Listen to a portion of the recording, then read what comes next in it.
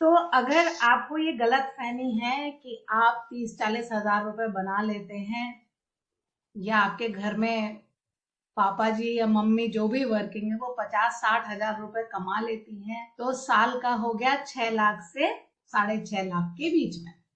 सरकार ने कहा है कि टैक्स नहीं लगाना पड़ेगा। जो 5 लाख रुपए अपनी आय करता है उसमें 1 लाख रुपए अपने खर्चे बता के, 5 मतलब 6 लाख तक अगर कमाते हो तो 1 लाख का खर्चा बता के ना आप एडजस्टमेंट डाल सकते हो कि भाई मैं तो 5 ही लाख कमाता हूँ, राइट।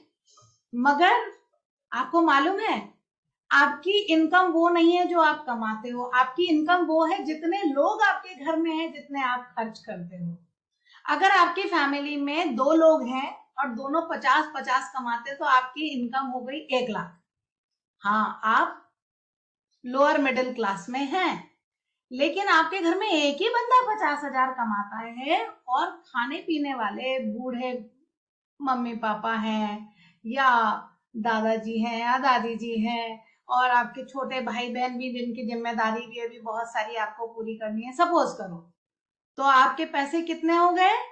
डिवाइडेड बाय वो जितने मेंबर्स थे। 4 मेंबर्स हैं तो यानी 50 हजार, तो 12-12.5 हजार के आसपास से डिवीजन हो गया, राइट। तो इस गलत फहमी में मत रहना कभी भी कि भाई मेरी तो 50 हजार सैलरी हो गई, अब मैं तो इसी उम्र में बड़ा अमीर हो गया। ये देखना, ये 50 हजार मुझे अपने आप पे खर्च करने हैं तो वाकई मैं कुछ स्टैंडिंग ले चुका हूँ या ले चुकी हूँ। लेकिन अगर ये पैसे बटने हैं 4-5 लोगों में तो आप बहुत गरीब हैं। आप बहुत गरीब हैं, ये बड़ा कड़वा सच है। आपको इस बात को मानना पड़ेगा, ठीक है। इस बात को रियलाइज करके देखना। तो जो लोअर क्लास लोग होते हैं ना, जो बिल्कुल लोअर क्लास होते हैं, आपको मालूम है जो हमारी मेड होती हैं, जिनको हम लोअर क्लास कह रहे हैं, ये बहुत जल्दी हमारे बराबर आ जाएंगे। देखो, उनके घर में कोई शर्माता नहीं है कमाने से। उनको पता है कि हम गरीब हैं, तो उनके घर में हर व्यक्ति काम करने जाता है। मम्मी किसी की मालिश कराती है, तो बहू किसी के कपड़े धो के, बर्तन वर्तन धो के आ जाती है, हस्बैंड ड्राइवर हो जाता है, नहीं तो धोबी का ही काम कर लेता है। मतलब सब लोग काम करते हैं, और जब सब 20-20 हजार रुपए कमाते हैं तो वो 5-6 लोग मिलकर के 1 लाख के ऊपर कमा लेते हैं। समझ गए? समझ गए? तो वो ठीक हुए, या आपके यहाँ का एक जो गबरू निकला जिसकी 50-60 हजार रुपए हो गई तनख्वाह, वो अमीर है। सिर्फ पढ़ाई के मामले में आपकी क्वालिटी ऊपर है अभी भी, लेकिन जिस दिन ये वाला स्तर जो शर्माता नहीं है ना काम करने में, जिस दिन ये ऊपर आया आप नीचे दिखोगे, क्योंकि थोड़े दिनों बाद इनको भी एहसास हो जाएगा कि बच्चों को हमें पढ़ाना है। तो पढ़ाई लिखाई से हमें काम करने से नहीं शर्माना चाहिए। We should be ready to do any kind of work. कोई भी काम छोटा नहीं होता इस दुनिया में, कोई भी काम नहीं छोटा होता। आपको मालूम है, आधे से ज्यादा जनता अब्रॉड जाने के लिए मरती है। वो कहती है मुझे अब्रॉड भेज दो।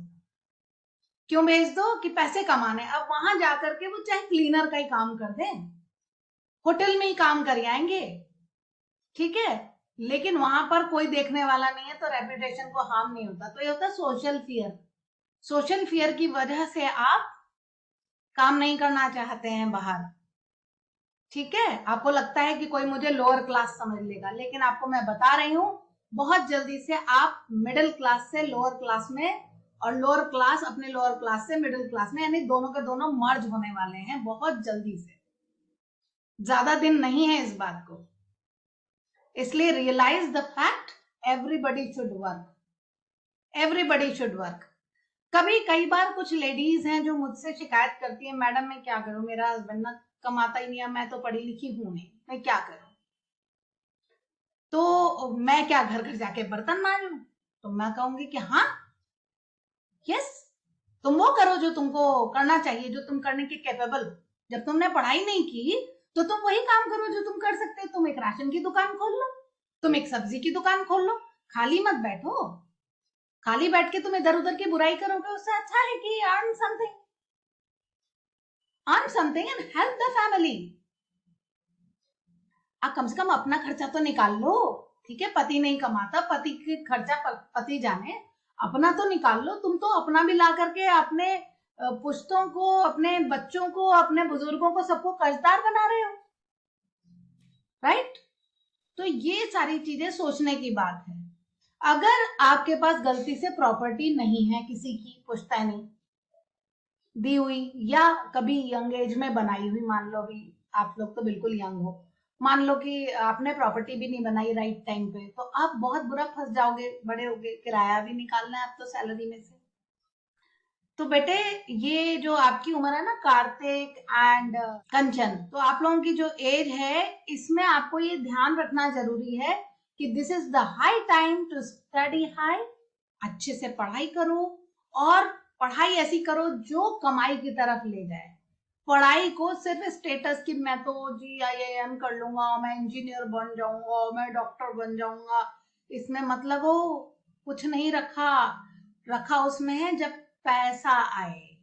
जिंदगी में पैसे की जरूरत होती है, ओहदा दिखाने का हो सकता है। ओहदा और पैसा दोनों तब उसके पीछे आप पड़ सकते हैं जब आपकी फैमिली फाइनेंशियली साउंड है।